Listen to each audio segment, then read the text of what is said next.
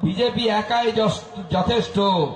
আমরা ঝেঁটিয়ে তৃণমূল কংগ্রেসকে আবর্জনার মতো হুগলি জেলা থেকে বের করে দেব, কাউকে লাগবে না, আমাদের বিজেপির কর্মীরা যথেষ্ট। দমদম উত্তরে তৃণমূল থেকে দেয়াল লিখন লিখেছে, পদ্ম ফুলের দিলে ছাপ, ঘরে ঢুকবে কেউটে সাপ, ওরা বানিয়েছে। আমরা বলছি পাল্টা কথা, দিদিমণি দেয়াল লিখন লিখে রাখুন, বাংলার মানুষ বলছে পদ্ম ফুলে দিলে ছাপ, দূর হবে বাংলার পাপ। এই বাংলার পাপ হচ্ছে মমতা বন্দ্যোপাধ্যায় এবং তার দল, তারা হচ্ছে বাংলার পাপ। পদ্ম ফুলে দিলে ছাপ দূর হবে, পদ্ম ফুলে দিলে ছাপ দূর হবে, দূর হবে।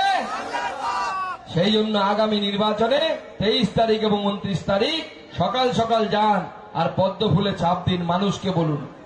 আর তৃণমূল কংগ্রেসকে ভয় পাবেন না, তৃণমূল কংগ্রেসের চোখে চোখ রেখে লড়াই করবেন। বিজেপি এলে আমাদের দিদিদেরকে ভয় দেখাচ্ছে, বলছে লক্ষ্মীর ভান্ডার বন্ধ হয়ে যাবে, বন্ধ হবে না। লক্ষ্মীর ভান্ডার অন্নপূর্ণা ভান্ডার হয়ে 3000 টাকার অন্নপূর্ণা ভান্ডার হবে আমাদের দিদিদের জন্য। মাথায় রাখবেন, আমরা লোকের কর্মসংস্থানের ব্যবস্থা করব, শিল্প তৈরি হবে।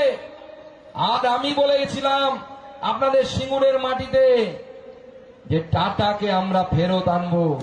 আমি আবার বলছি, বিজেপির সরকার তৈরি করুন, সিঙ্গুরে আমরা টাটাকে ফেরত আনবো, টাটার কারখানা ফেরত আসবে, টাটাকে আমরা এই সিঙ্গুরের মাটিতে ফেরত আনবো।